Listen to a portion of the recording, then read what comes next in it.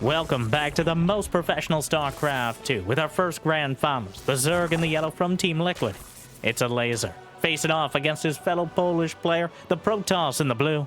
We have Geralt, a best of 7 Protoss versus Zerg showdown to determine who will be the victor of the 2025 Galactic Battles Championship and take home the lion's share of a few $1,000s. So, before we get started, it'd be amazing if you could smash that like button.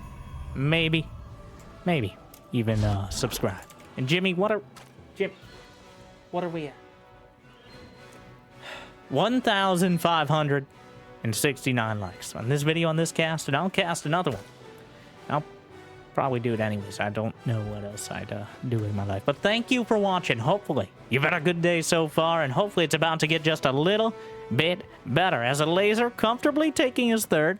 Now, up until the previous patch, just a few months ago, Zerg players were pretty used to accepting that the only places you're allowed to expand early on are your third base or their natural.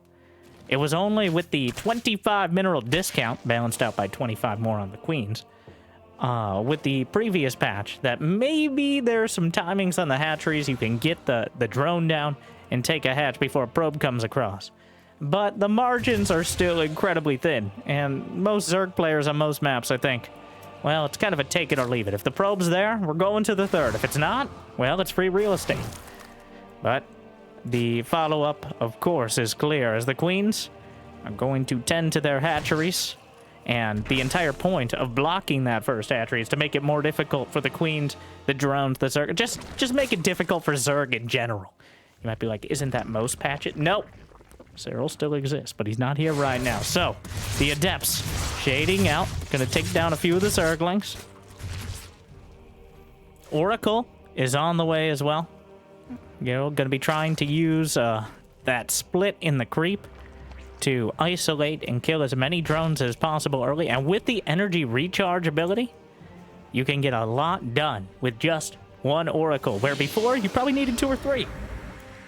So the efficiency, follows it up with a Void Ray. Comes back around. Forgot to get his energy recharge, but he slaps it in, and this baby can fit so many revelations in it. With 100 extra energy, the Oracle can easily revelate creep tumors, as well as actually take them out itself. And I stand by the terminology revelate. 1, because it's great, and I love saying it. It's fun to say. That's already enough. But 2, revealed and revelated are 2 different things. Revealed, it could be anything. You can see them if they're cloaked. You can reveal scouting information.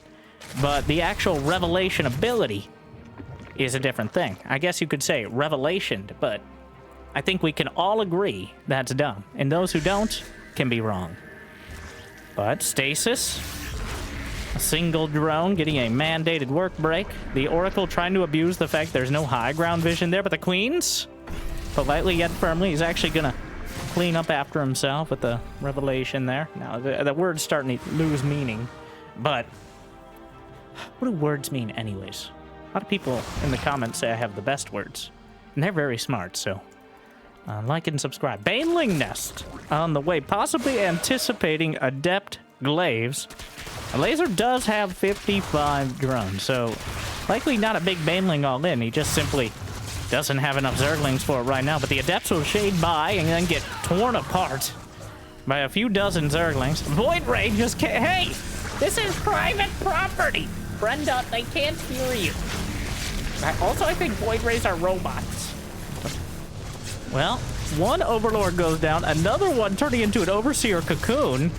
A stasis catches things. Void Ray backs off. A bit of a convoluted start. Actually catches half a dozen drones and a stasis ward. So, Geralt finding a not really damage, but not damage. Not mining is definitely economic damage, as he's already taken his third base. He's at 59 to 62 workers.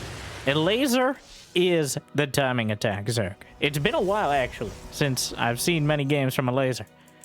But it seems, again, He's very interested in hitting those timings. And nowadays in Zerg versus Protoss, finding a margin or finding any opening before they can get that Sky Toss and Storm in the late game is usually the top priority.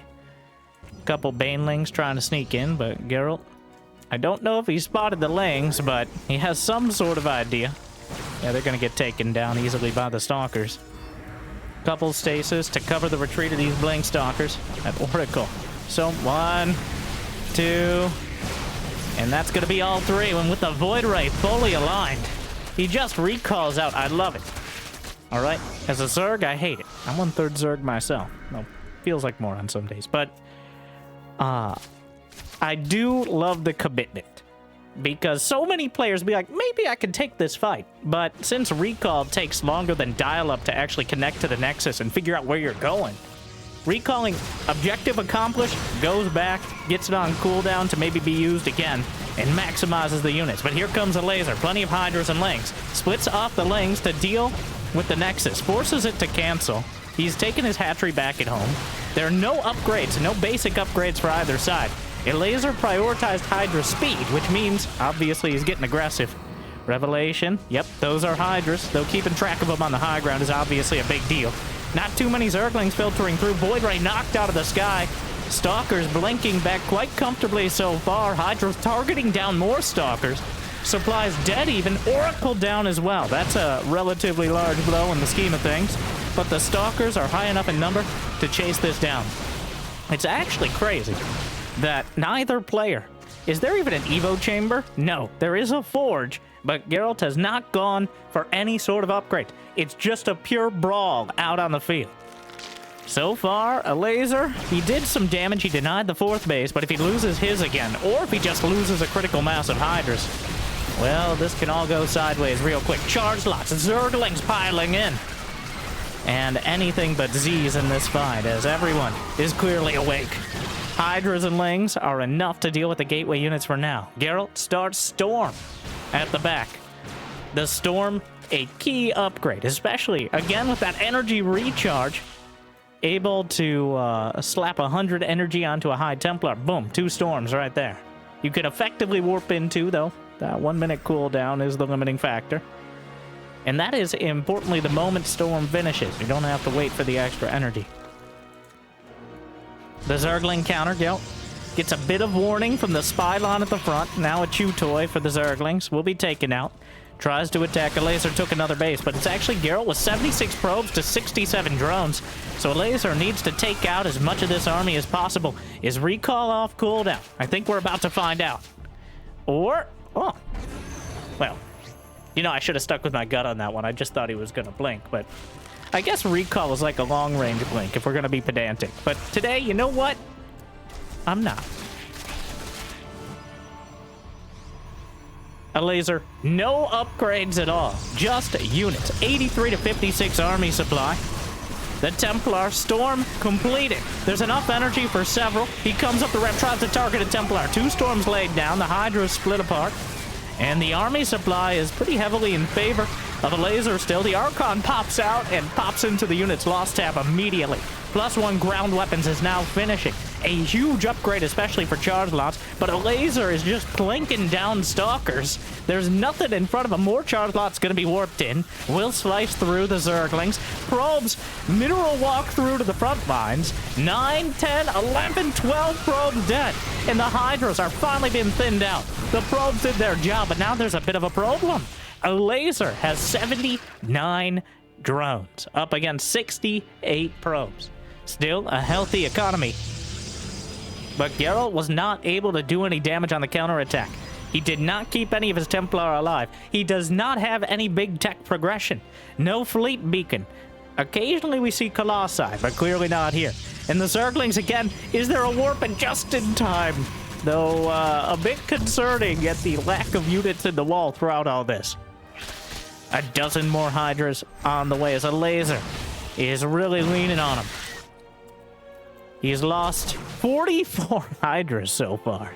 and 170 Zerglings. And I think he's more than willing to put that number on the field simultaneously. No infestation pit, no lurker den, no spire. I'm just naming all the other tech. It's just Hydralings and soon-to-be Speedbanes. Few charge lots, meanwhile brawling on the field, but the storms are cataclysmic, just ripping apart the Hydras. A huge blow to Elazer on the field, but he cleans up the charge lots. All the Hydras are hunted down and taken out. He's got a Baneling counterattack pre-queued up to 2 different bases, and Geralt seems to be on that hero school of the F2 key, and there's nothing in the wall. Baneling speed about to complete. And that means he'll be able to roll through into the mineral lines. We'll take some damage back at home. Baneling's into the natural. We'll find some success. Kind of wandering forward. Another 1821 probes. Now that's real economic damage. But Elazer lost his base. Hydras and Lings coming around. On the laser side of the map, Recall, I assume, is off cooldown, but this is a fight worth taking. +1 upgrades. The Archons to buffer for the Zerglings. Hydras will take them out, but the Stalkers forced to retreat. Elazer still at 80 drones, whereas Geralt down to 65 probes. He keeps 4 bases alive, but he hasn't really added much to his unit composition. He's working on +2 attack, but Elazer is starting to pull away in the supply for now. A few more storms, a wave of Banelings could break the front lines and allow the Hydras to stream through. Another storm? I think that's the end of it for now. He doesn't quite have enough on the other Templar, forced to merge into an Archon. More Banelings rolling down. Archon not done yet. 1 down on the south side, helping out dramatically against the Hydras. Stalkers splitting back. Baneling targeted before it can reach the mineral line. More Zealots are warped in, and the Hydras are forced to retreat yet again. But I missed it. Geralt missed it. 14 more probes died. I assume some Banelings hit into the 3rd. Not at the 4th base, but obviously looking the other way. And suddenly Elazer is up 60 supply. He's got another 15 Hydras in production. No hive, no nothing. It's lair tech like a super villain right now. And Elazer is in pole position. Puns entirely intended in the Galactic Battle Showdown. Ground weapons level 2. Zergling gets in. Cannon takes it out. Gonna go through the rocks. A couple storms could wash away all this advantage. Or at least most of it. But Elazer has done a very good job of keeping it together. Keeping a critical mass of Hydras and never allowing Geralt to really do any sort of big counterattacks that he wasn't ready to deal with. But this is it. Almost a base trade scenario, as Geralt must get some damage done here. He can't allow Elazer to keep hitting them, but the Banelings are sneaking through. Gets an Archon merge. 1 storm. Should have 1 more at the last moment before the Templar goes down, but very simply, there's not enough units left over. And Elazer with a bunch of Hydras, 1 stubbed, I was gonna say toe, but I don't think they have toes. Find out more on my Dronely fans by liking and subscribing. I know lurkers have toes, though.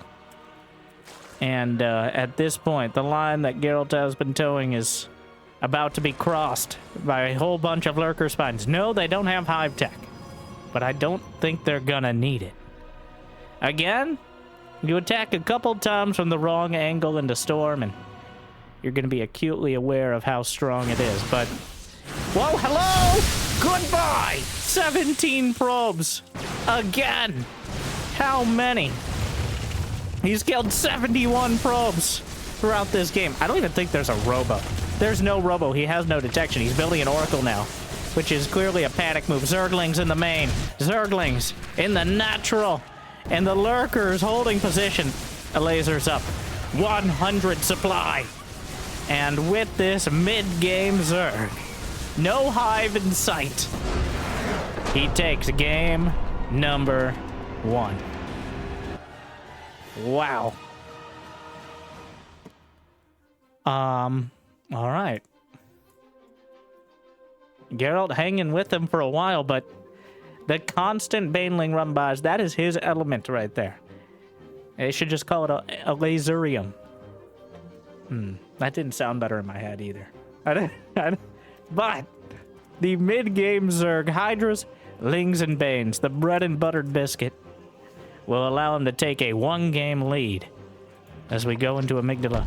Geralt completely stuffed, unable to get to that late game Protoss tech that he's one of the very best at. I don't know if we mentioned it, but this is from, well, we definitely mentioned it's from the Galactic Battles Championship, but I may have neglected to mention the galaxy we're defining is Poland. This is effectively the Polish national championship, which has a surprising, I guess not that surprising, depth of players. Also featuring Spirit, Christiana. I'm probably forgetting one or two key players. I definitely am. I apologize already. Really should have thought that through before. Well, off the top of my head, even. Compared to our American players, Estrella. And, does Sneed finish school yet? Definitely punching above their weight class. And so far, that's the kind of Zerg versus Protoss I love to see. Elazer, I think, will be bringing that sort of style as much as possible. He's always played, doesn't matter what the meta is, doesn't matter, it was the Infestor Broodlord meta, which is kind of all of them technically, but Infestor Broodlord, the Baneling drops, I guess, worked into his style, but it's always been this lair tech. All about hitting those timing attacks, which is not always the highest percentage play from a theoretical standpoint. But from an entertainment standpoint, I'd say it's up there. So. Geralt, on the other hand, bit of a mixed bag. He can brawl it out in the mid-game, but he much of the time prefers the more late-game sort of unit compositions. And I think that is also true of your average Protoss nowadays against Zerg. With energy recharge in your pocket, it makes it a little more comfortable. I think Geralt committing the Oracle out on the field with all those stasis, as opposed to having so many back at home, is what ended up screwing him. Also, if he may not be used to the level of commitment that Elazer was bringing to the table. Literally no upgrades. He did not have +1 melee, those are stock standard right out of the box. Beautiful Zerglings and Hydras and Banes. Really, truly a quantity over quality sort of situation. Or, you know, why not both? ¿Por qué no los dos? So, game 2, you've got your similar start here, of course. Oracle on the way.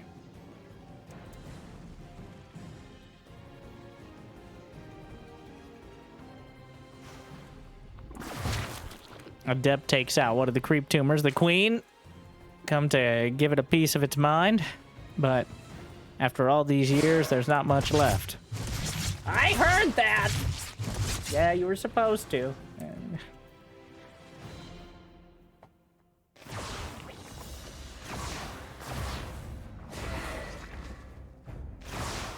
This time around, the rush distance on this map is so immense that Elazer able to get his first 3 bases in order without having to skip any. And here comes the Oracle. Lights up. Actually missed that second creep tumor, which is a bit unfortunate. Spore Crawler finishes just in time, but the drones, well, perfect placement there. Just slightly out of range. Sacrifices the drone, which I'm sure is not complaining too much about having a work break. Oracle takes its mandatory 2/3 of HP damage and slides on out. 4 drones dead, but the Zerglings end up getting the probe outside the 3rd and force a warping of an Adept, which he probably was going to do anyways, but definitely jumping the gun on things. Oracle comes back. Was it just the 1? No, he has 2. But no Moracles right now. 5, 6 Zerglings are barely enough to contest an Adept jammed in between the pylon and the mineral line there, let alone any Oracles overhead. Is that a Phoenix? Indeed it is.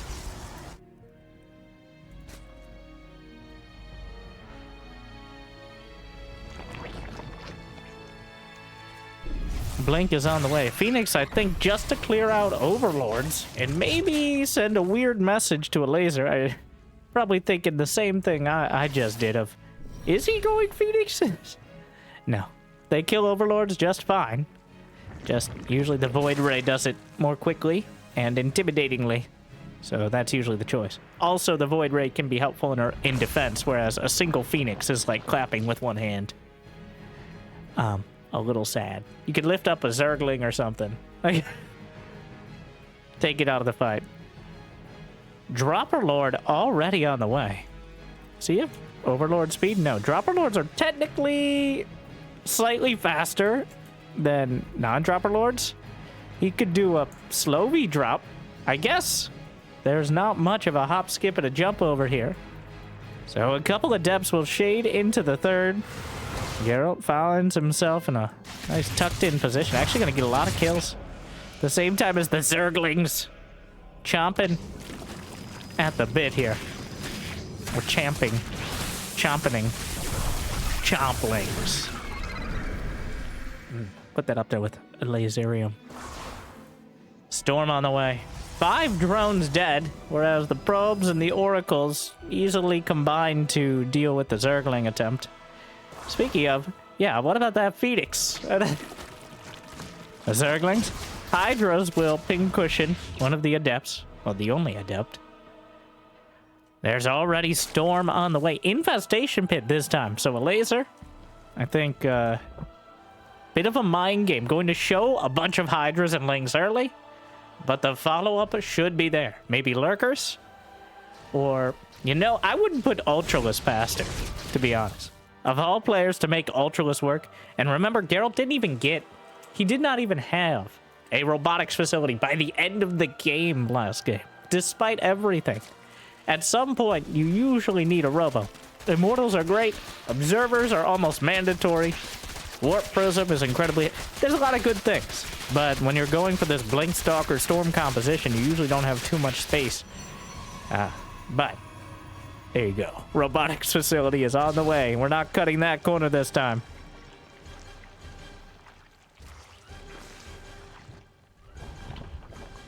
Lurker Den and Hive. Simultaneously, they take the same amount of time, so it'll be all ready by the time the Hive arrives. So far, Elazer just building up. He's at 83 drones, so he's doing fine economically. Double Hive, Lurker Den, like 30 Hydras, and then upgrades. We'll think about upgrades. Quantity and then quality. Lurkers don't benefit. Well, it's not as big of an impact as having a few more Lurkers or the Lurker upgrades. I would say definitely worth having 1 or 2 attack upgrades on the Lings and Hydras as you get towards maxed out. But Elazer clearly wanting enough army supply on the field. And charge is not done. Preempting the run by just ruining the Zealots. The Storm. Stasis catches a chunk of the Hydra. Well, how are there Zerglings in here? I think we know how. They bribed the border guards. The Storms wading through with the Hydras. Going to come out of stasis as well.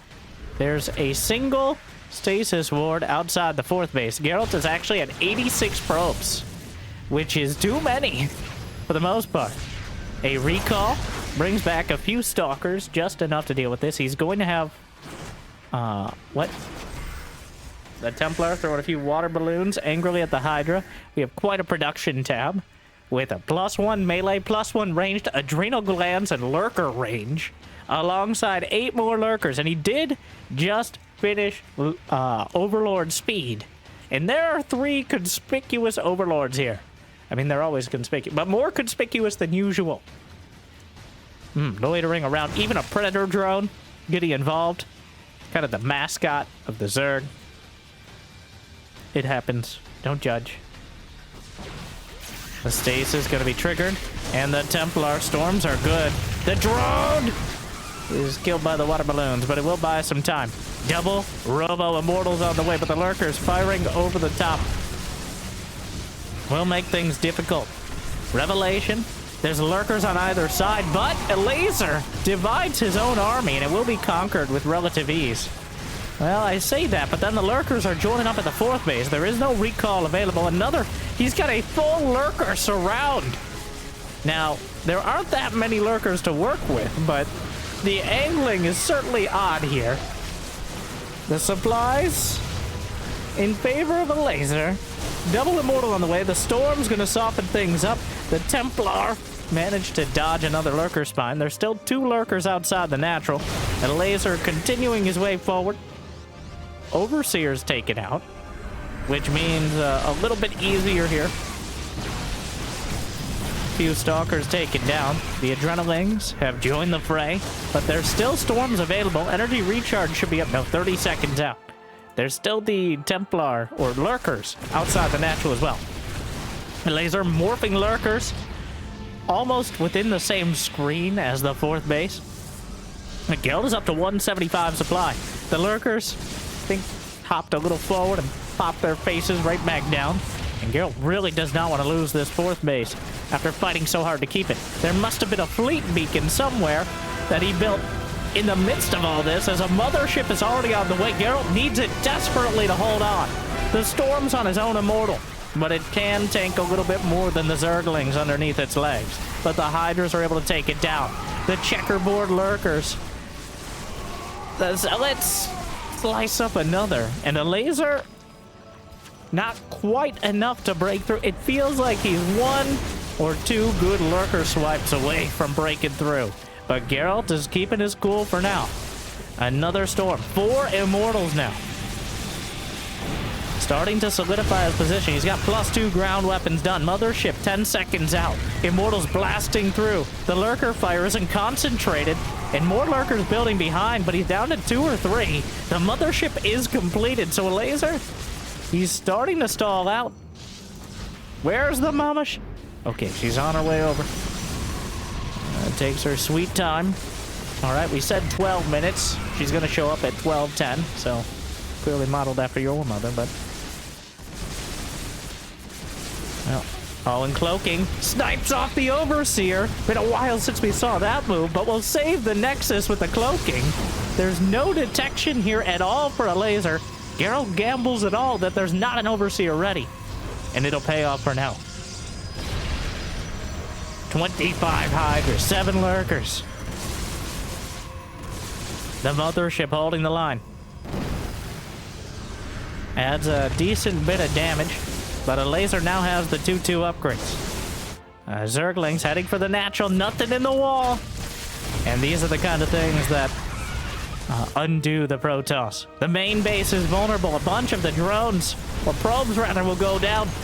Just blinks the Nexus, take it down, and Geralt loses 15 probes and an outlying base. The economy has been tenuous for quite a while, but Elazer just took an overwhelming lead. The Lurkers are slicing through everything. The Mothership overhead, but he's running out of units underneath.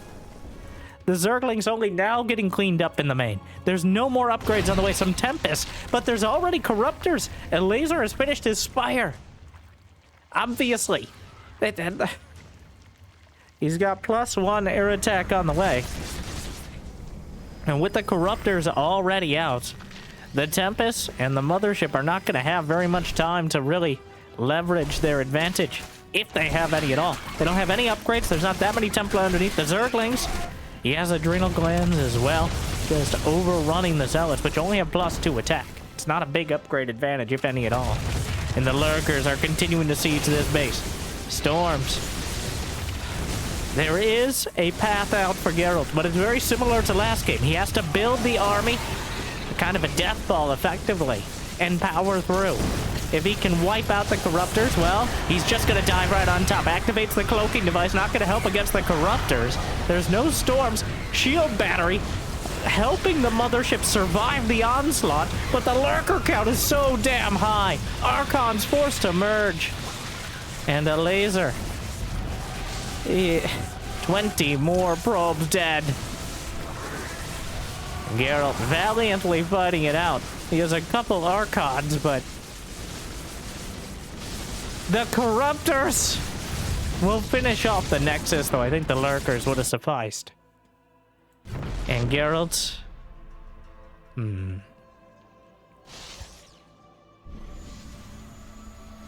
I mean, these are Protoss units, but Elazer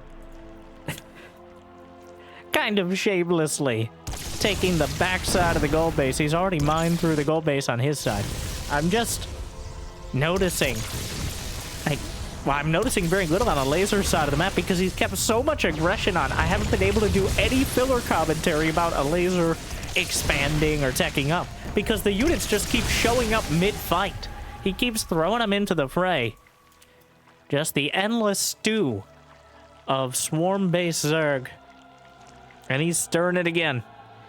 Geralt with less than half the supply. Again, it is Tempest and Templar, which are the least temporary of Protoss units. And if there aren't enough Corruptors, the Tempests will go mostly unchallenged. I don't even know if there are any more Hydras here. He's lost 50 to 400 Zerglings. Oh, Geralt. I mean, here's the thing. I bet there's some games on the ladder that Geralt has played against lesser Zergs where this is a playable position. But Elazer, he may have committed to some costly attacks, but I don't think any of them have been a mistake strategically. So, very optimistic that he's going to make one now. The Lurkers just slicing through, ripping up the gateways. The Corruptors, in fact, I think Elazer's suffering from having 200 supply.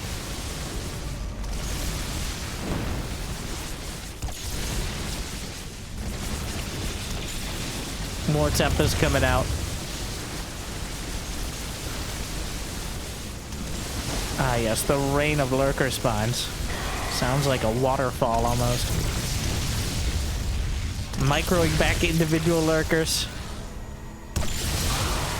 Elazer has a 3,000 income lead. That puts him at almost any income. It's quite a death ball. But the upgrades are incrementing out. Elazer has taken almost every other base. Geralt's gonna try to expand to the south of his natural. But the Lurkers are closing in. They're slicing away at what little hope Geralt has of tying things up here. The Lurkers will move in. The Robo's depowered. Quite an accurate analogy for this game right now. The main base, he's running out of Nexi. He's gonna make a... There is some value in this. Sure, this game, he might not make a mistake.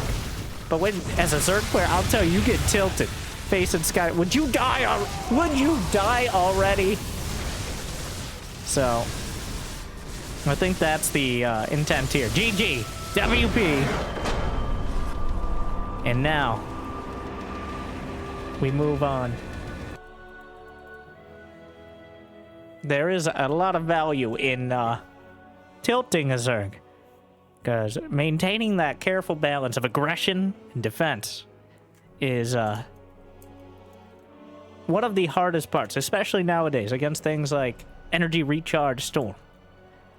So, if he can bait Elazer into making some mistakes, then maybe we can turn it around on a map like El Dorado. Definitely a... Well, we're going to see a straight-up cheese out of Elazer. I wouldn't call these cheeses. I wouldn't call making a bunch of Hydra, Zerglings, and Lurkers really a cheese. The magnitude of the push and the damage. That's something that it's important to scout out. But that doesn't necessarily change how Geralt's going to play. It's all about the execution, all puns intended. Something like a 12 pool, on the other hand, is certainly a bit more lactose-based. But so far, Elazer just takes his hatchery. I think that was a 15 hatch before Overlord. So the earlier version, where you make sure you get that hatchery as soon as possible. Of course, you could go for like a 12 hatch, but economically, there's no real advantage there. But if you go for a 14 or a 15 with an extractor trick, and then get the Overlord, you don't lose too much in the way of economy. And you minimize the risk of that pesky probe getting in and doing pesky probe things. Which I'll leave open to imagination.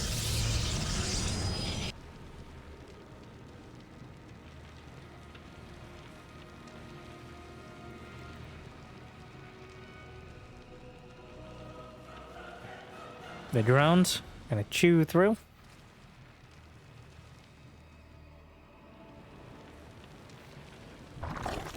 Open up the oven. Returns the golden minerals. I had a taste of it, but back to the more mundane blue minerals. Gold minerals have the same amount per patch, but the advantage, well, not these ones. The mineral wall minerals are just there because golden minerals look cool and the name of the map is El Dorado. But based on golden wall, which now you're getting it. But most of the gold mineral patches and gold mineral bases have 6 mineral patches instead of 8, because when you return golden minerals, you return 7 instead of 5, which is 40% more. So that means you get the same amount of mining if you have full saturation, which is only 12 workers as opposed to 16. So you essentially get the same amount of income as a blue base with less workers. That's the boost. Occasionally we'll have maps where there's either more mineral patches or other quirks to it, but that's the general rule, is worth as a temporary boost to your economy, but you will mine it out faster as well, just like a rich Vespene geyser. Most of the time, it's something you want to grab, mine out, and then move on. And on this map, most players will go for the southern side and just grab those minerals because there's only a single gas geyser up to the north. No reason to make it more vulnerable. Elazer already expanding to that third base. Is that a hard wall? Interesting. Well, you know, considering what we saw in the previous 2 games, I think hard walling against Zerglings is probably a smart adjustment from Geralt.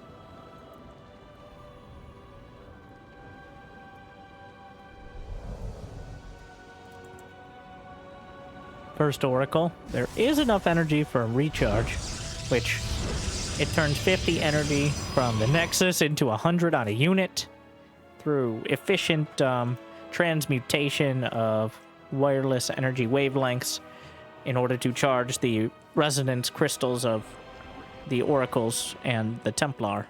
The Templar just, well, they're like earrings. Read a book. Everyone knows this. Amulets, rather. Sorry, I apologize. I was mixing them up with something. So close. Yet so far. Were those queens to killing the Oracle? Driven away. And now, 4 drones dead, 5 kills in total. Phoenix will take out one of the overlords eventually, giving it plenty of time to contemplate its impending demise and actually scout the Twilighted Forge, which is valuable information for that overlord to gain at that moment. Only 1 gas at the natural. Is Geralt gonna do an all-out blink attack? He's only added 2 gates now. Usually if you're looking to tech up further, you add both gases down here. But another gate. Roachworn is on the way for the first time for Elazer, possibly anticipating some more aggression or just wanting to put out some himself. He already knows Geralt's taking the low ground base, which means potentially the queens can stroll across the map. Blink and +1 on the way. 4 more gates in production. He's going to spot one of them. Not much of a giveaway. Elazer straight up skipped Zergling speed. Though I think he's realizing that now, or just filling it in now, alongside Roach speed. So both players taking the low ground base and then building up production, because we're all jammed in here. The other 2/3 of the map may eventually be acknowledged, but for now, we're in the cage, and it's time to fight. 10, 12 more roaches on the way, more stalkers being warped in. It's going to be 8 gate stalker up against 63 drones and roaches. Blink and +1 not quite done, but leveraging the Oracle to get as much as possible. The Phoenix not able to get the Overlord, but Blink about to complete. Roach speed will be a little behind. Hey, Brenda, you're flying! Not like this, Susan! Sorry, I blacked out for A stasis catches Ravager eggs, several roaches. Gonna target down a couple more. Queen almost taken out. The roaches and Ravagers are coming across. The Stalkers are on the others. What is going on? Good force fields will cut it off. Corrosive Biles knocked down the center line, but by a little bit more space. Lifts up the Ravager. Oracle as well. Gonna do plenty of damage. The roaches and Zerglings just going to overrun, just tanking the damage from the Oracle, which has plenty of energy to continue burning through. Corrosive Bile doesn't quite knock down as he's holding up one Ravager, burning out another. Geralt is pressed back even further. Oracle still going to work. Corrosive Bile on top, blinks away again. Roaches and Lings on top of the Stalkers at the natural ramp. And the Oracle still has energy. It's still lit up, but it's not actually hitting anything at the moment. Elazer going to be losing the majority of this push. How much damage did he get done?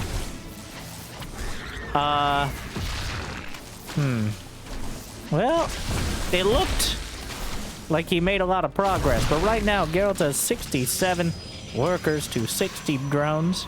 This is not a unit composition that ages well, and for most of them, not at all. The roaches are going to scurry back to the other side of the map, but the Blink Stalkers are doing what they do best. Stalk. Taps the watchtower. Geralt will take the back side of the gold base. There's some Hydras in production, but the laser in an awkward position. Not going to be supply blocked anytime soon. +1 is done for Geralt, though. With the Hydras coming out, the laser may have an option for defense, but he's trading with Stalkers, and he has a mediocre economy to do so.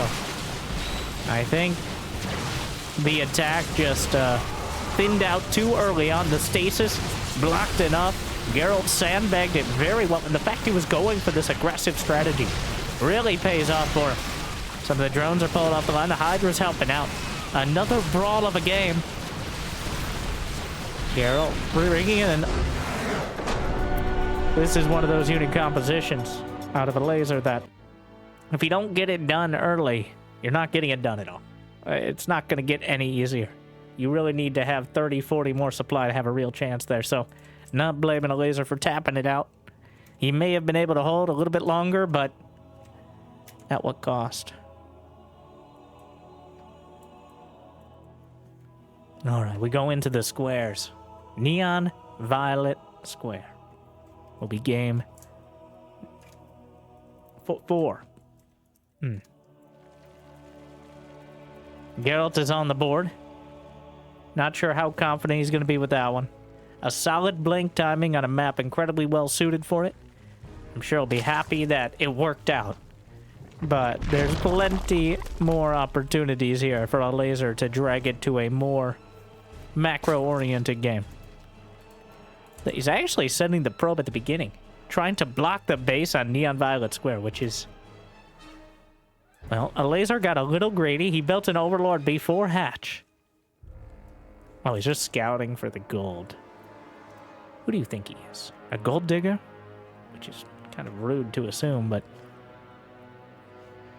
A lot of Zergs will see a gold base, dark, and just go for it no matter what, whether it's a good idea or not. Elazer, though, taking the opportunity to get his natchery.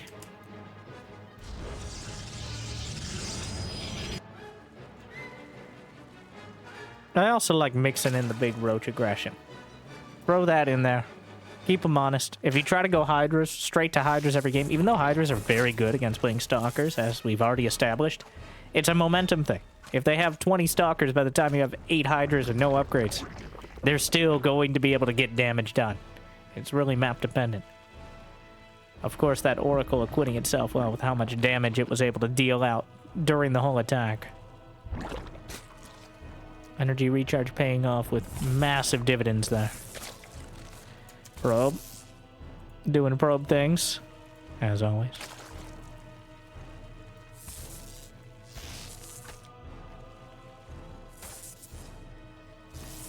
Will it? You can't. He's not gonna kill it. Can't remember the last time. Well, it comes back around, but the drone. Elazer actually has 400 minerals. Of course, building queens nowadays. Queenflation is hitting hard for the Zergs. It is the smallest big change. The biggest small change, more accurately, in quite a while. There's been a lot of changes, both to units themselves, the cost of units, the implications. I didn't think that Queens being 25 more minerals would completely... everything's different. It feels like you're wearing a shoe that is... One shoe is one size too big and the other shoe is one size too small. And you're wearing shoes while you're playing, which is already weird. So, though I believe this tournament was held offline, in person, so... Though I think many players... Now, not to get too far into the shoe-based commentary, but... The real soul of the matter, I really shoehorned that one in, is you got to be comfortable. I think Day 9, lesser-known brother of Tasteless, spoke on this as a former Brood War player. If you play at home without shoes on, okay, all the implications aside, you're going to need to play at tournaments without shoes on. You need to minimize the amount of variables. I think those in normie sports know this very well. You want to try to create the same environment you have every day in practice, because otherwise you are making it more and more difficult for yourself. Now, most tournaments are held online, so this is mostly a non-issue. But if you plan on playing those offline tournaments, at least recognize your most comfortable state or what you think it's going to be. Maybe put a shirt on. I'm just saying. I know a lot of people have recommended. I don't, but here we are. I don't want to get demonetized. I don't think you're allowed such incredible guns on YouTube, but I haven't tried, so. Like and subscribe, and maybe we'll consider it. Adepts loaded into a prism. Shrine to Dark is on the way. So a bit of an awkward scenario. Juggling the Adepts out. This looks like Adept Glaze, if you're a laser. Very much so. But, wait, did he see the Dark Shrine? No. Oh, is he getting suspicious? He does not have a Spore Crawler at all. The longer this goes without him building a Spore, or without this hitting, the more likely it is a laser will figure it out. But right now, he's masked it perfectly. And the Dark Shrine is done. He needs to be warping DTs, like, now. There is no lair. There's a couple spores of the natural, but he could outright kill the third. The Dark Templar. Brenda! Target it! Oh no, not again. Oh, Susan, run! Well, the Queen's being chased down, the Prism trying to juggle forward, but the Spore Crawler is in position. An awkward engagement. I think Geralt squandering the opportunity to get critical damage done. A Spore Crawler finishes at the gold base, and now there was no detection. You know, I don't think Geralt expected a laser to be completely unprotected with no detection. But the third base was entirely vulnerable. Spores in the main scrambling up, but the DTs are hunting the Queen inside the house. Spore gets a few hits. Adepts will shade. What a crazy fight right now. The Queen coming around the back. The Spore Crawler repositioning. 2 drones dead. Well, one of the most awkward, I'm not even going to say engagements, but the awkward scenarios. Curb your Zerg versus Protoss here, as the detection is there for a laser, but he can't kill the Prism. Between the DTs and the Adepts, he's got 4 DTs, though they'll expect one of us in the wreckage, brother. He kind of left one behind, which is unfortunate. He might actually be able to just kill the Spore, but decides he'd rather live. Oh, sure, the Extractor. That's also one of the things you can kill. The Warp Prism heads on back down towards the low ground area. Overseer gonna chase it down.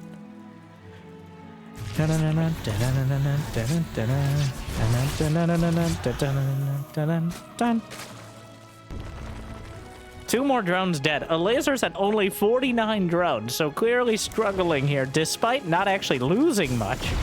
Their Zerglings dropped into the main or just ran in and will scout a Colossus that is already done and then be killed anyways. The DT's on top of the 4th base. Where's the Overseer? Taking its sweet time getting over here. The DT's will slice their way through. He's gonna kill several more of the Zerglings before popping right back into the Prism on the high ground. Elazer has stabilized his drone count. Geralt has secured a 4th base as well. And yes, he does have Colossi. And is working on Templar. Or, sorry, High Templar. I apologize. Though both of them can merge into Archons. Ever since 2010, the Protoss have allowed both High Templar and Dark Templar to merge. And now some may say it's frowned upon, but we don't listen to those people. The overwhelming power of the Archons is enough to take out a couple more drones. Gonna actually juggle, try to take out the Overseer, which could complicate things once again. Hydralisk Den and Spire on the way as we're just kind of checking off the rest of the tech tree here for both sides. Elazer has Roaches, Hydras, and Spire. No Infestation Pit yet. Meanwhile, Storm is on the way. Colossi will guard the door, which seems like a waste of their talents, but they're going to run out of ammo. The Archon drop is still going. The spiritual and literal successor to the Dark Templar drop, considering those are the Dark Templar, just now in a happy and long-term, literally lifetime relationship. He starts warping it and then realizes he can't get his Archons out if he does so. Juggles back. And Elazer building 10 Corruptors, uniquely suited for dealing with exactly this. Again, the Roach Hydra Corruptor style. Making a comeback here against Geralt's mid-game army. And this is what it's meant for. Dealing with Colossus type. This is like, wait, what year is it? This is like a Wings of Liberty sort of situation. Because Colossi and Colossus-based death balls were such a staple of Wings of Liberty. But it was a little easier to get to Spire as Zerg. And Vipers didn't exist. So the counter to this sort of army was Roaches, Hydras, if you could afford them, and Corruptors. And here we are, with our best impression of 2013, as the Colossi are juggling back the Storms, helping to zone things out with the Colossi. This entire thing, is this a circus or is it ZVP? As he juggles back further, and Elazer, it appears, no, wait, where's the Overseer? Oh no, the DTs are the only thing that may keep Geralt alive a little bit longer. But it appears Elazer going to use the age-old, when your opponent is doing something weird, go fucking kill him strategy. Getting a lot of Day 9 quotes in today, but yeah, I guess nostalgia is appropriate for this sort of gameplay. With Dark Templar being chased around most of the map, Roach Hydra Corruptor back in style.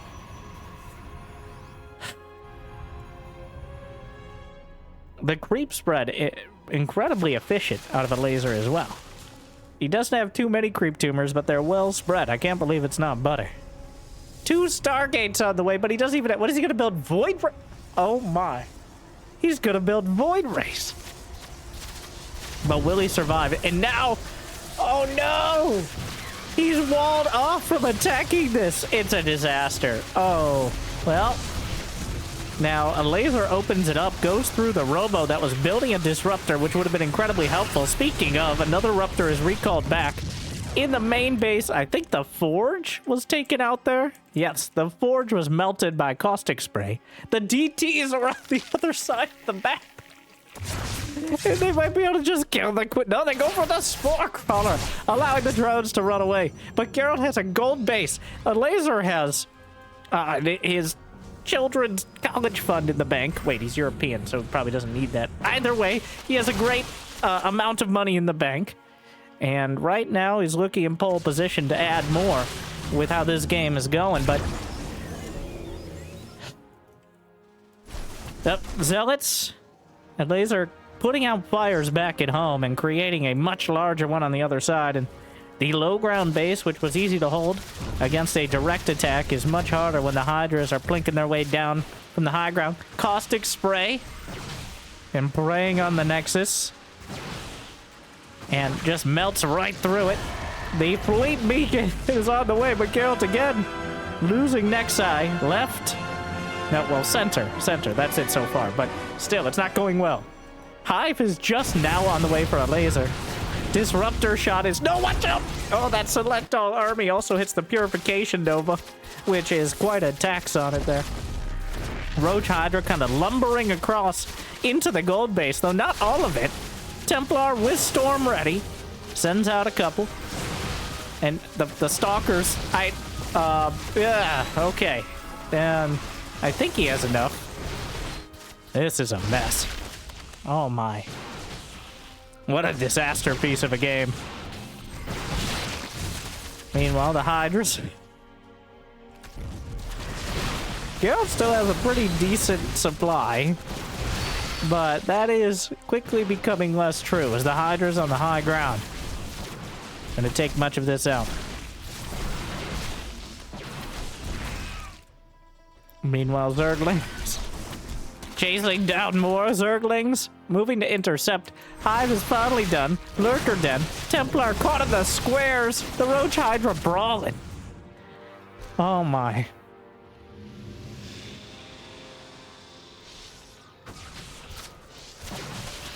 Zerglings closing in. And melts through a few dozen more. Dark Templar all over the place.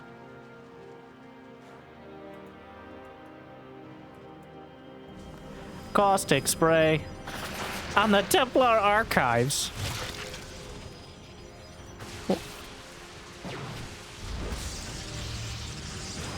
Meanwhile, the Hydras and Lings down the center. And Geralt, this feels like a very long death animation, but there are no lurkers. He still has 63 Did he just recall down the cliff? He did. The Corruptors are doing a surprisingly great job of sniping bait. Oh, but the DTs killed another hatchery. They're just shift queued on the way out.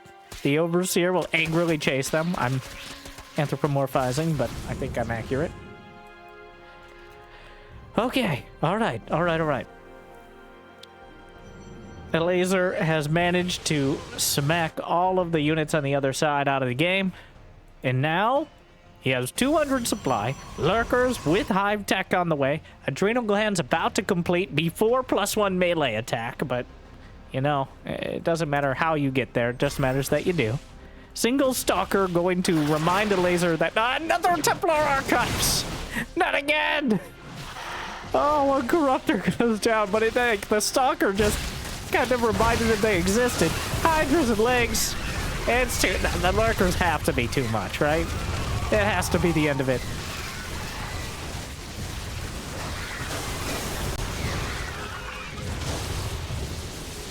Slicing through.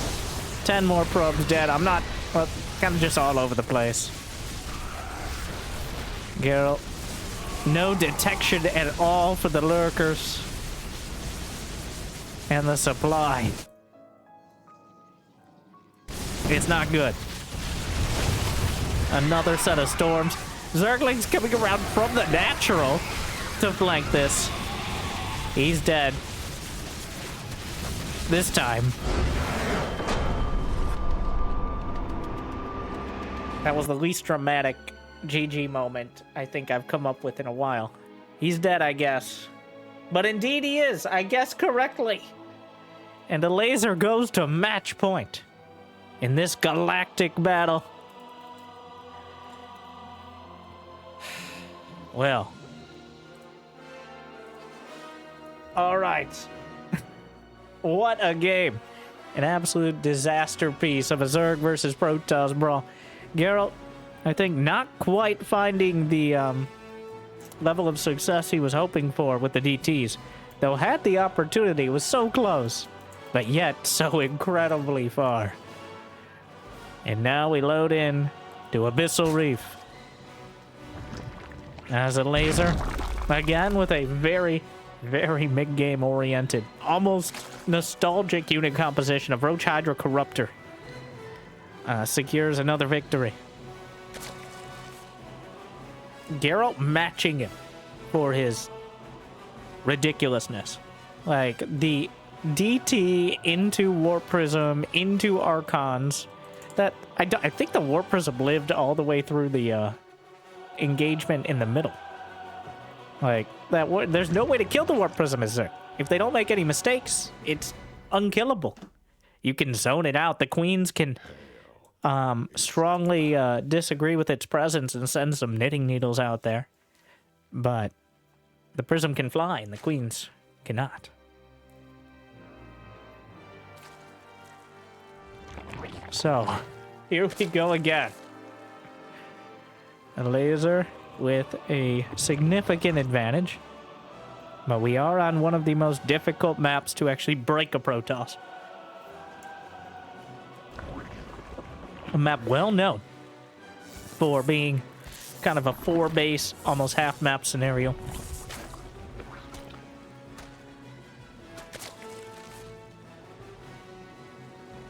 The probe flirting with the minerals. Both players trying to jockey for position here because there's really nothing else to do at the moment.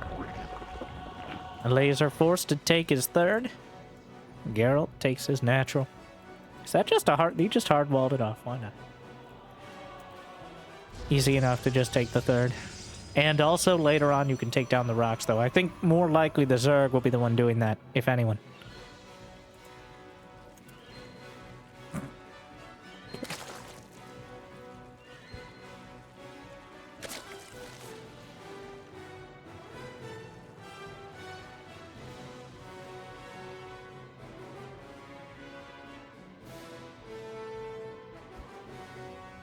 Still blocking the base. Stargate, even before Warp Gate starts.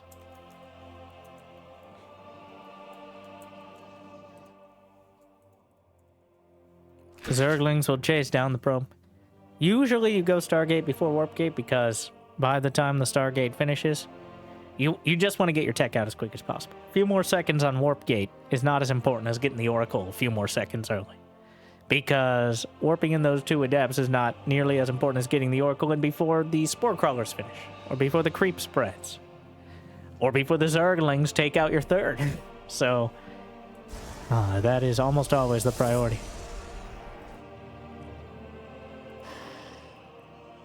Oracle on the way.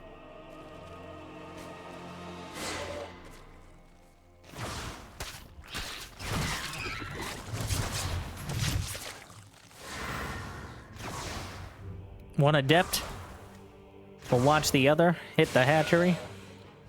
Typical group project. Adept shading into the main. But already plenty of Zerglings out from Elazer. The adepts existing and the Oracle existing kill drones in and of themselves. Spore Crawlers cost a drone. Hatcheries cost a drone. Building these things cuts into the drone count, making it a little bit harder to keep up with the Protoss, who doesn't have to spend their workers when they're built.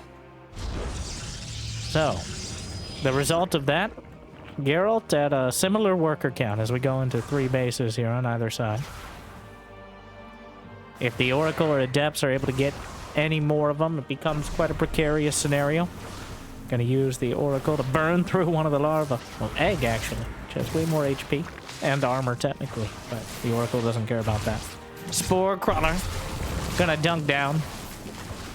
Revelation slices out another Tuma. And Oracle being driven away. Would you?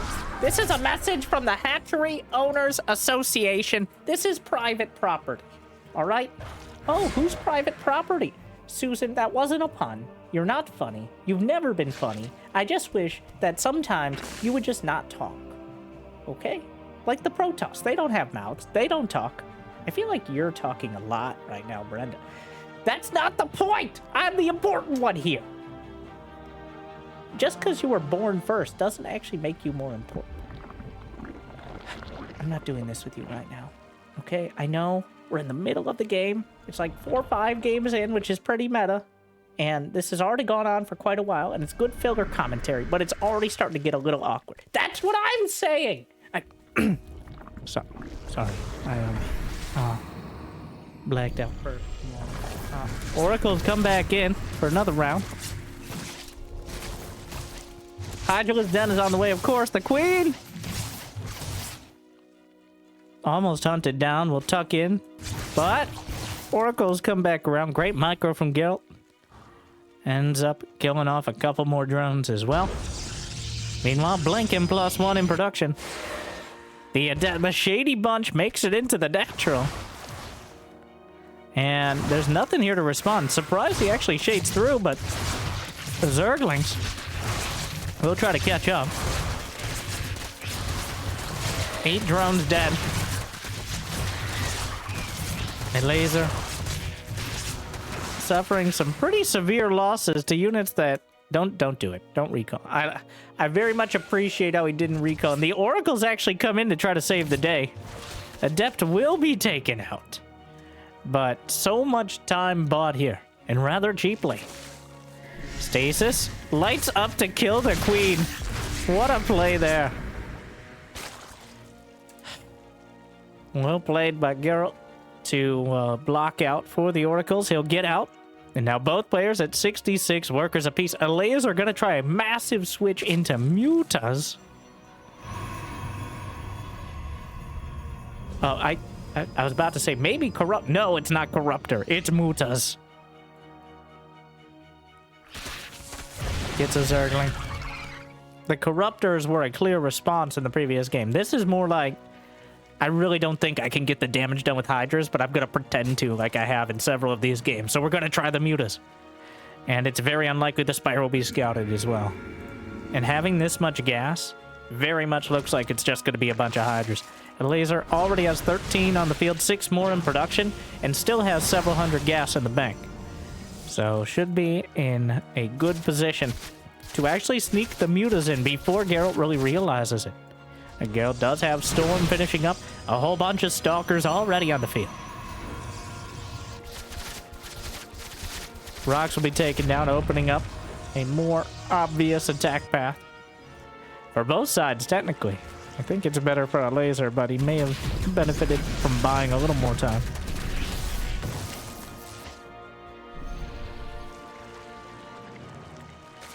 Hydralisk speed about to complete. He's got 800 gas in the bank. The Spire is done. +1 flyer attack on the way. And Hydra speed finishing at this exact time is incredible. The Storms gonna force out an Archon merge. Has one more Storm. That one hits home. But the Hydras softened up but not taken out. That is a swell of Hydras. And he's got 10 Mutas in production behind it. A perfect timing to switch, though maybe leaning on the Hydras is the way to go. He's already gone down the Muta road. Metaphorically, of course, Mutas can fly, but... And he's gonna see how far he can take it. Energy recharge on the high ground, the Templar. Reinforcing with some cannons at the natural. Blink Stalkers will chase. A few Zealots snuck by to the south. Charge isn't done, though. So the Zergling should be able to overrun. Another game where Elazer doesn't have anything when it comes to upgrades on the ground. He's going for +1 flyer, but... Where are the Mutas? Flapping their way like the angry rats they are up to the north side. Unfortunately, going to be spotted almost instantly right before they get into the base. He could go for the Templar. He's going to try to snipe the Templar. What a play! And he forces out the Storms, and the Mutas survive most of it. The Blink Stalkers will take quite a toll. But using the Mutas to snipe the Templar is an expensive yet effective choice. Going to be zoned out. Many of them will heal. He's going to be able to take out the base down the center. A great play so far. The Storms blunks forward.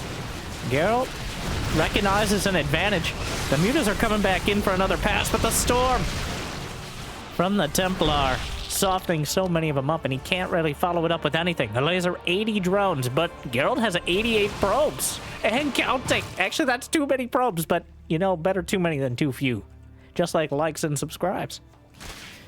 A fleet beacon is on the way. as well. And I think that's actually for Phoenix range in this scenario.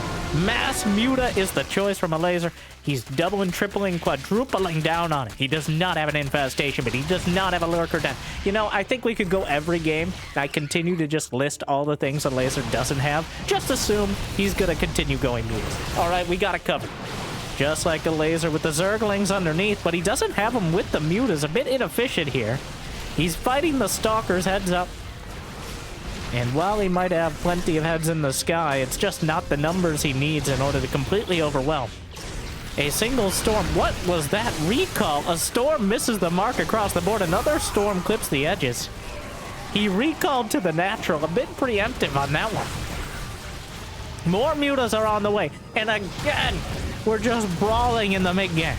A whole bunch of probes will be taken out of the 4th base. They're coming back to the workplace under hazardous fire. The mutas will target down more. And Elazer just going for the war of attrition style here. Geralt down to 68 probes, which is still a very healthy number considering the unit composition he's building. And Phoenix range begins. The mutas come in for another pass. Take out a couple more probes and continuing to lean on him. But if the Phoenix count gets to 5 or 6, with Phoenix range, becomes effectively impossible for the mutas to get any more damage. But Elazer's doing 2-pronged muta attacks. Killing more probes on either side. Gonna start targeting down cannons. Just stop positioning on top of everything in order to maximize the probe damage. But 4 Phoenixes are out now. The mineral line's going to be gutted. More Zerglings coming in on top of the Templar. Storms himself to death, but takes a bunch of Zerglings with him. Geralt blunks forward. The mutas are not enough. The Phoenixes are cutting them down in the main. 36 probes dead, but Geralt still has 62. It was not enough damage. Elazer builds 8 more mutas. The madman. He's lost 39 of them. He has 17 and counting. He's getting corruptors. Wow. Going full Sky Zerg. I guess he's dug so deep here and so greedily that he's got to try something. And switching back into Hydras isn't going to get the job done at this stage.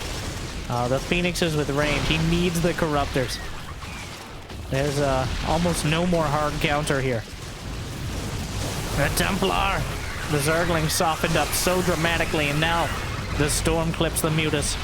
Geralt is getting close to evening up the supply, which is not a good sign. 2 of the Phoenixes knocked out of the sky by the first wave of Corruptors. +2 flyer versus +2 ground attack.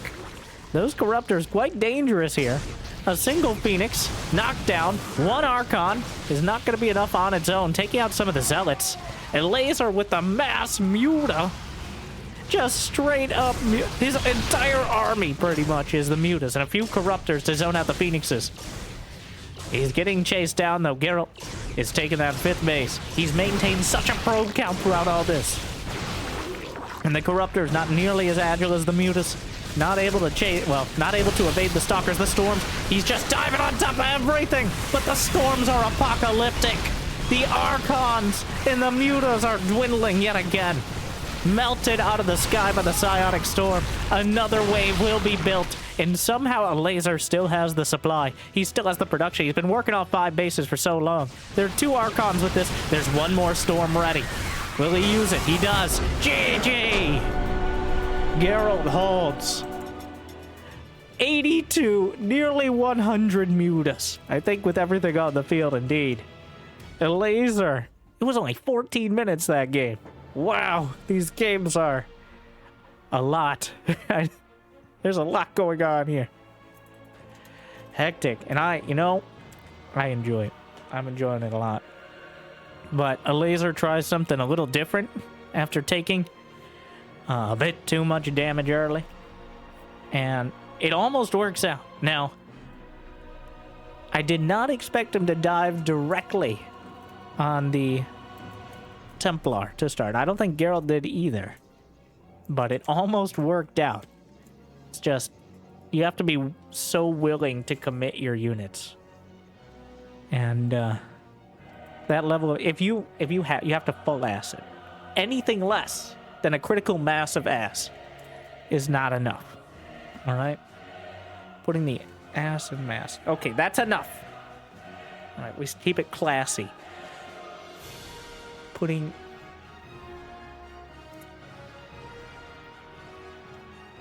the acid class. All right, blocks the natural.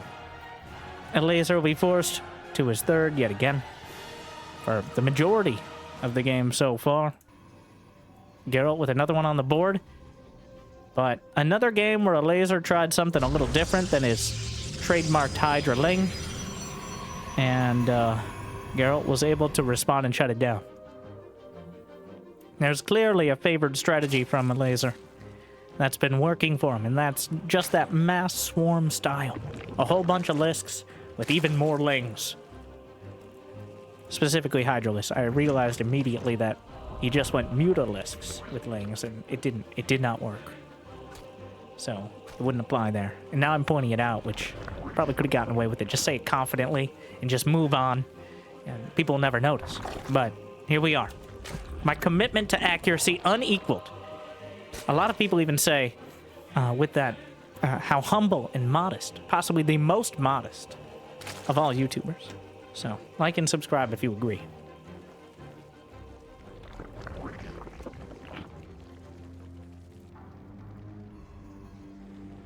No.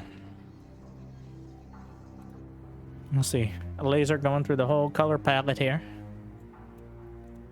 Seems like they weren't as enforced as regularly as they usually are, though. Nice to see something that isn't red versus blue, though we did have it last game. I think the yellow-blue, a clear message as well.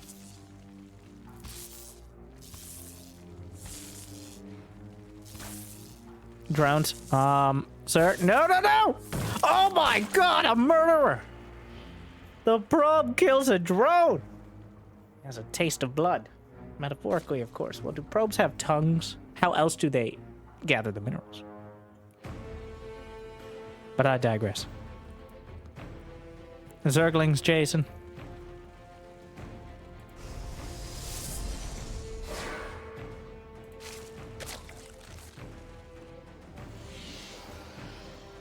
Stargate halfway there.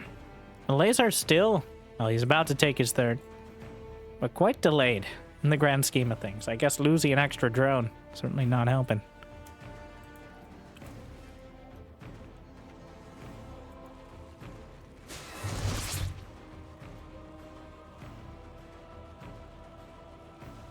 Comes around for another pass.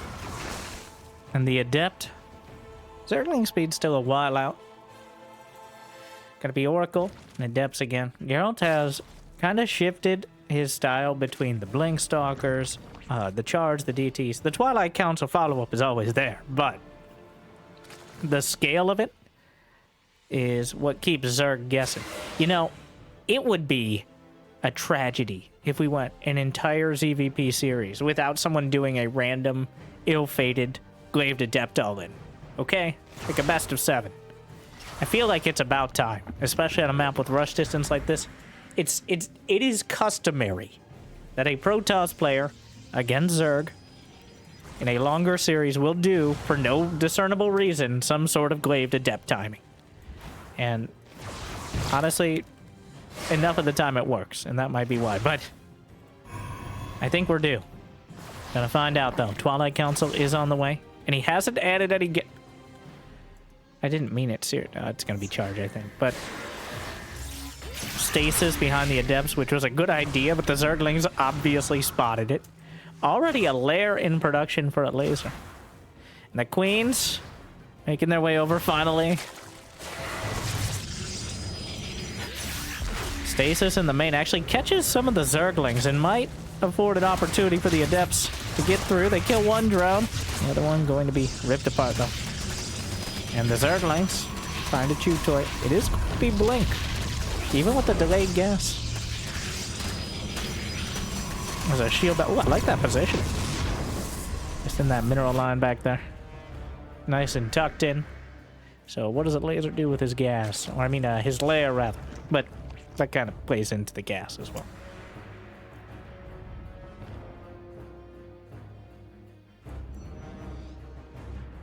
Hydralisk net.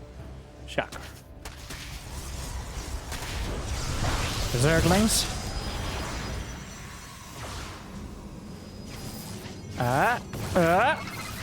What a save. At the last moment there. Warping in the Stalker. Was it an intentional bait? We'll give him credit on it. Masterfully done.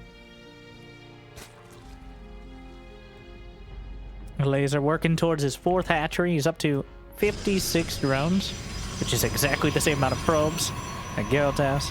Adding on 5 more gate... Is that a wall with 2 gates there? I think so. I didn't know you could... Oh, guess that makes sense. It's going to be Blink. But Elazer was dropping creep with his overlords, which is considered rude in most cultures, but Zerg culture is mostly different. And used for evolving, but... Both sides, yet again, intent on that all-out aggression in the big game.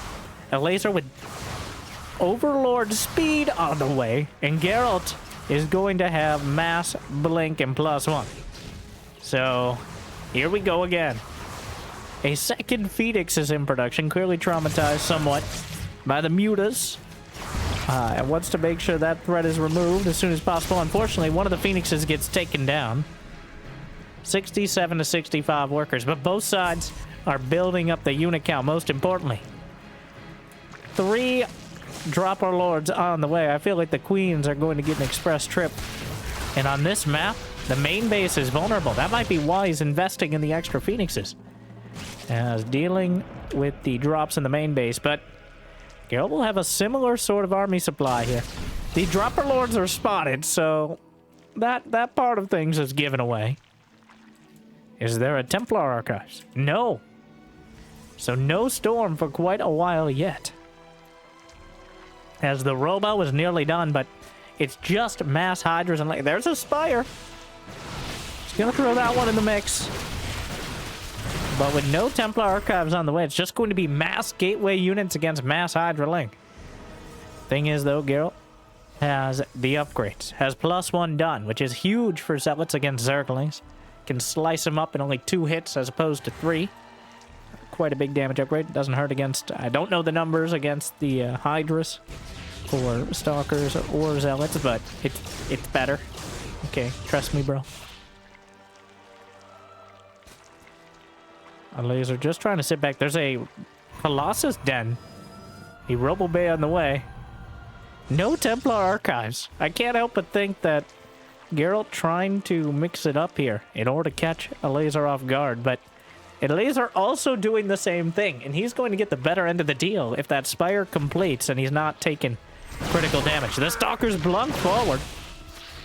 Elazer looking for an opportunity to jump him while Blink is on cooldown, but will not find it. Another hatchery targeted. The Stalker's blinking back. He's preempting, but the Hydras are taking a very long road here. Takes out the Overseer. He can maybe blink away and recall. The Zealots are taken out. Recalls all but a couple very unlucky Stalkers. There is a wall off at this base, but there's nothing behind it to really protect it. The Hydras and Lings can easily take it out. Some Hydras caught down the center of a stasis. The Stalkers are behind the wall. A stasis behind the lines as well. A couple gateways will be taken down. 34 Baneling. Stasis triggered on almost nothing. Baneling speed is in production as well. Elazer yet again. No Hive. No... Okay, we're doing it again. Alright, it's Hydra Slings and Baits. We're not going to start unchecking off the previous strategy guide of Lair 10. But that all-out mid-game style yet again. Oh my god, that's so many Banelings. They look so weird without speed. No sentries, a couple stasis, but no easy way of taking out this huge swaddle of Banes. The stasis will box out some of them. Sentries are warped in. Force fields at the last moment. Beautifully done. Energy recharge on, I think that was a Phoenix, but Colossus comes out at the perfect moment to drive this all back. And the Hydra's in an awkward position. He's got to deal. You got to deal with the Banes. The Baneling speed completes. Those sentries were short enough, but wait, there's more. There's Banelings everywhere. Banelings on top of everything. Another stasis might be able to save the probes, but a couple rolling in from the other side. Oh, it's so close. He warps in the mineral walk. What a save for now. And also, look at this setup. Meanwhile, the Hydras are getting so much damage done, though. Banelings as the probes on the run. The mini-game that'll affect the macro game. Running away from the Banes. Geralt still somehow plummets to a 1-probe lead. Oh, but more Banelings! Down goes the 4th Nexus. The Colossus. 1 Colossus out. Extended Thermal Lance is about done. But the onslaught ends for now. But it appears Elazer was right. Getting a Spire was an inspired play. 7 Corruptors, as we're going back to the future with the Hydras and the Spire. Wow. Oh my.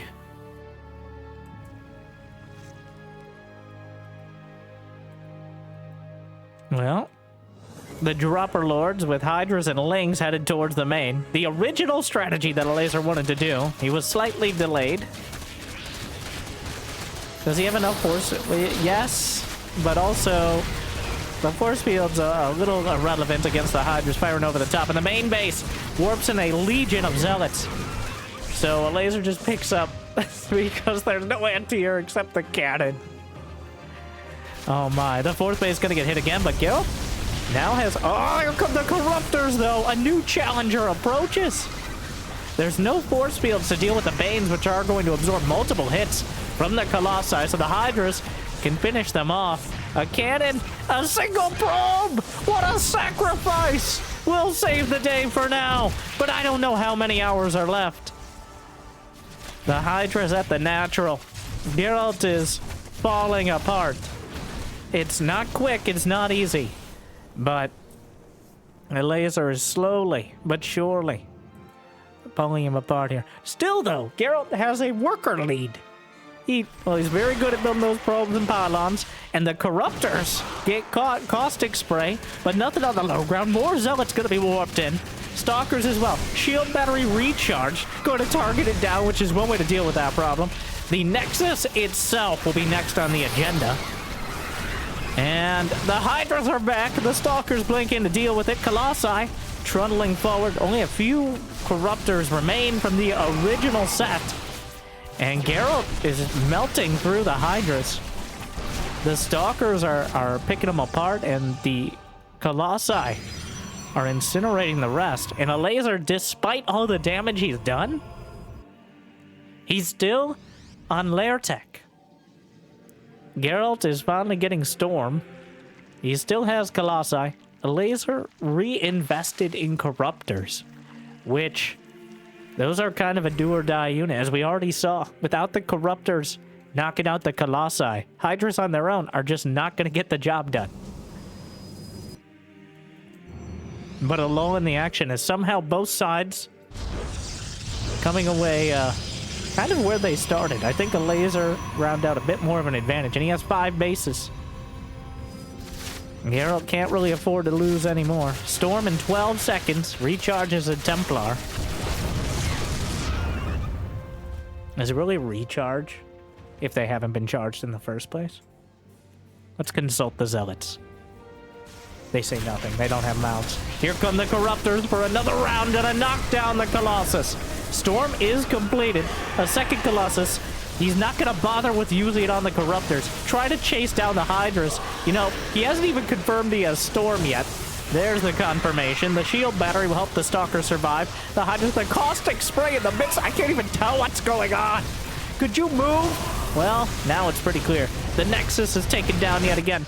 12 more kills. A Baneling drop comes in from Elazer. Round and round we go. More Baneling shift queued up. The Corruptors. Geralt. It's falling apart. I've been saying that for a while, but in the most literal sense now. As the Banelings falling into the mineral lines, the probe count taking a real hit. Elazer's at 160 supply. He's got money in the bank. He doesn't have a lurker den, which means there's always the small but real opportunity to just take such an incredible fight with so many storms that there's nothing to be done. But the Corruptors doing everything they can, which is mostly public urination here. So, takes out another one. More Hydras and Lings in production. Where are the Templar? They're not with the army. He goes for the hatchery. Is it worth it? The sentries. Storms soften up the Zerglings. There's another hatchery right there, awkwardly. Couple more storms ready. Can maybe merge one Archon in the midst of this. Geralt is being hunted down. Forces the Archon merge. The Immortal will be targeted as well.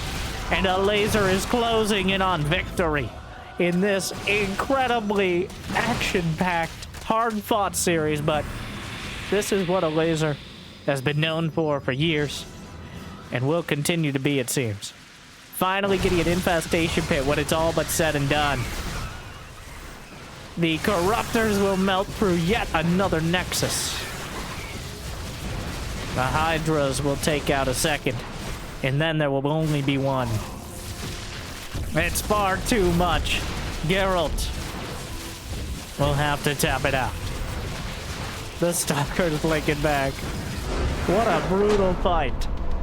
And what an even match. Honestly, well, felt like Elazer had the edge in most of the games. And that carried through to victory. But Geralt still one good fight away. Elazer just never let him take that fight. So your Galaxy of Poland champion will be Team Liquid's Elazer. How many Hydras did he lose in that game? 70. I think many Hydras were harmed in the making of this victory. But at least it was entertaining. So hopefully you enjoyed it as much as I did. Thank you for watching. If you got the means and motivation, it'd be awesome to check out Patreon or YouTube membership. Thank you to our Mule Tier patrons for bringing in so many minerals. Big Jig, Dork, Mario N, and Thomas B. And otherwise, I hear liking and subscribing is still free. At least for now. So thank you for watching. I'll see you next time. Good luck. Have fun. Stay chill.